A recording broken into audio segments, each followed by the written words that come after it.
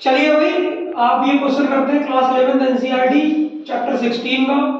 A transverse harmonic wave on a wire is expressed as y is the function of x comma t 3 sin 36t plus 0.018 x plus pi by 4। तो ये हमें transverse harmonic wave का equation दे रखा है। तो हमें जो general equation पता होता है पहले हम उसको समझेंगे। तो जो हमारे पास जनरल इक्वेशन होता है वो होता है y equals to a sin omega t plus kx plus five. अब देखिए इसमें हमें दोनों सिंबल देखने हैं t का और x का। यहाँ इसके कोफिशिएंट के सिंबल दोनों पॉजिटिव है। अगर दोनों सिंबल सेम होते हैं तो हम ये समझ जाते हैं कि वेव जो है वो राइट से लेफ्ट की तरफ आ रही है। मतलब राइट से लेफ्ट का मतलब ये है कि ये जो हमारा वेव ट्रैवलिंग है वो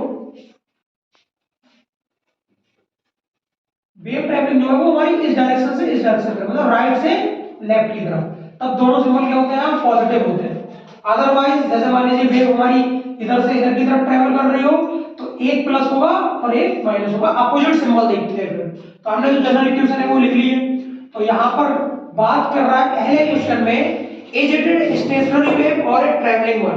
तो हमारे पास देखो ट्रांसवर्स वेव जो होती है उसका ये इक्वेशन होता है a sin omega t plus kx plus five. तो ये हमारे पास में स्टेशनरी वेव है या ट्रैवलिंग, तो ट्रैवलिंग होगी। कौन सी होगी, ट्रैवलिंग आंसर होगा। तो it is a travelling wave, travelling progressive wave, progressive wave. इसका पहला आंसर ये आ गया। ठीक है बच्चों, अब देखो हमारे पास जो जनरल इक्वेशन है वो हम यहाँ पर लिख देंगे। जनरल इक्वेशन, तो हमने यहाँ पर देखो जनरल इक्वेशन लिख ली है। जनरल इक्वेशन क्या है हमारे पास में, y is the function of x comma t is equals to a sin omega t plus kx plus five. ठीक, अब इसमें करा if it is a travelling wave, अगर ये ट्रैवलिंग वेव है तो give the speed and direction of its propagation. तो बेटा इसकी कंपेयर करा दो आप सीधे सीधे। तो हमें देखो a की जगह एम्पलीट्यूड कितना मिल रहा है, इसका एम्पलीट्यूड है 3 मीटर। ठीक है, अब यहां देखो ओमेगा एक चीज देखना, देखो अगर क्वेश्चन के अंदर आपको ये मीटर में दे रखा है तो वहां मीटर लेंगे, अगर क्वेश्चन में सेंटीमीटर कह रखा है तो सेंटीमीटर लेंगे, ये क्वेश्चन के ऊपर डिपेंड है।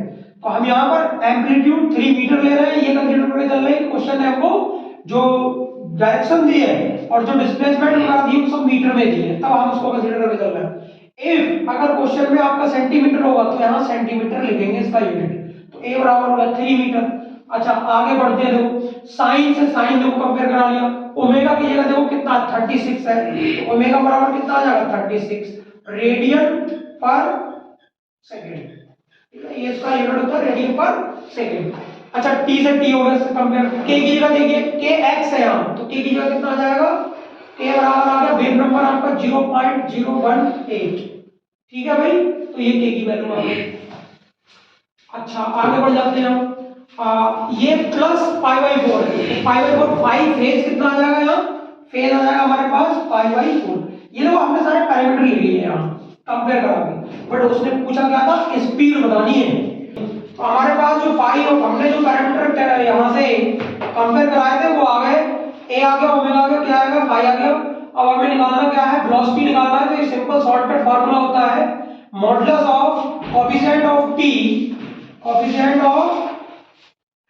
Of t divided by coefficient of x।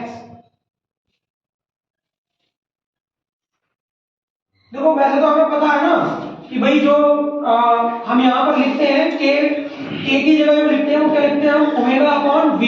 तो ये k होता है, तो यहाँ से अगर हम v निकालेंगे, वेलोसिटी निकालेंगे, तो ये ओमेगा अपॉन k। तो बेसिकली ओमेगा क्या, कोएफिशिएंट ऑफ t है, और k क्या, कोएफिशिएंट ऑफ x है। तो यहीं से इसका शॉर्टकट बना हुआ है। ठीक है, तो ये कोएफिशिएंट ऑफ t लिख लेंगे हम, कितना है कोएफिशिएंट ऑफ t कितना है, ये 36 है, और कोएफिशिएंट ऑफ x कितना है 0.018। ठीक, अब यहाँ देखो ये पॉइंट हटाएंगे हम, तो यहाँ पर कितने जीरो आएंगे, तो 3 है ना, 3 के बाद डेसिमल, तो 3 के पहले दो डेसिमल है, तो 3 के जीरो बढ़ जाएंगे इसमें 3। अब 18 से इसको काट दो हम, तो 18 कितना हो जाएगा, 18 टू द 36, ये आ गया 2000, तो ये आ गया 2000 मीटर।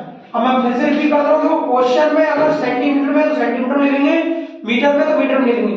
तो इस क्वेश्चन के अंदर जो वैल्यू दी है वो सेंटीमीटर में दे रखी है, तो यहाँ सेंटीमीटर लिखेंगे। और अगर मीटर मान लो बाई चांस आपके एग्जाम में मीटर आ जाए करके, तो आपको ये सब पैरामीटर मीटर में लिखने हैं। तो एक लास्ट में एक लाइन होगी क्वेश्चन में, वो क्वेश्चन में लाइन पढ़नी है आपने, उसके भी आप पे देना। अगर ये सेंटीमीटर में होता तो सेंटीमीटर में आपको पता है यार, एक सेंटीमीटर जो 1 मीटर जो होता है उसमें 100 सेंटीमीटर होते हैं, ठीक है। अगर ये वैल्यू मान लो मीटर में नहीं है तो आर और करके लिख देना। चलो इस क्वेश्चन के लिए जो दिया है क्वेश्चन में उसी के हिसाब से चलेंगे।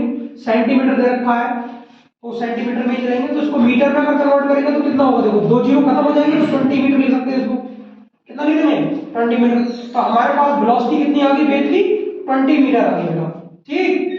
थोड़ा ध्यान देंगे मेरी बात पे, फिर से मैं बता रहा हूं, क्योंकि क्वेश्चन में एग्जामिनर बहुत चेंज कर देता है कि भाई यहां पर वो वैल्यू नीचे लिख देगा क्वेश्चन के अंदर ही कि x and y are in centimetre, x and y are in metre. तो मीटर में देगा तो आपको फिर मीटर में ही निकालना है, और अगर सेंटीमीटर में देगा तो सेंटीमीटर में ही निकालना है।